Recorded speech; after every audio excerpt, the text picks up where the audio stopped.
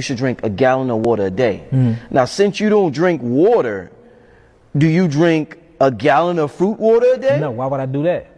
Your body already is made of 78 to 80% water. And edema is when your body starts retaining water because the cells cannot hold it anymore because you're drowning the cells. When you look at a cell, your cell have a water, potassium, and salt ratio. The moment that ratio go out and your acids start being pushed from the cells, what's going to happen is the body have to compensate from that acid being pushed out of the cells because the acid is already slightly acidic on a 6.4 potential hydrogen. So the more water you drink, the more it literally dehydrate the body. You can literally drown yourself. It's different. You can look this stuff up where people have drowned themselves by drinking so much water every single day. And not only that, water is a natural universal solvent. It purifies and cleanses the cells.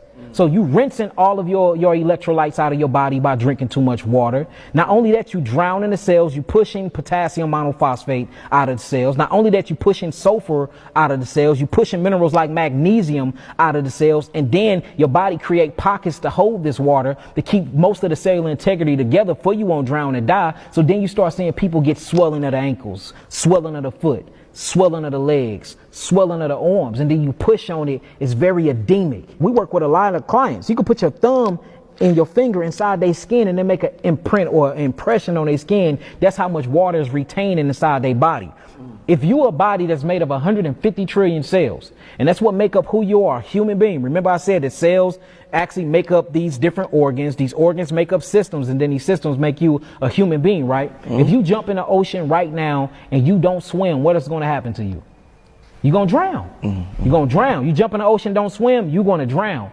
So if your cells are a miniature you and they have organelles just like you have organelles, if you're putting water constantly in your body every day, gallons and gallons of water, even a gallon a day, which a lot of people do in surviving, but we have a lot of problem with people developing all types of different diseases from following that rule or that instruction, then what's going to happen to your cells? You're drowning out your cells and you're cleansing the cells of all of the different organelles that they need, all the metabolic processes they need. Now, is you getting rid of waste? Yes, you are.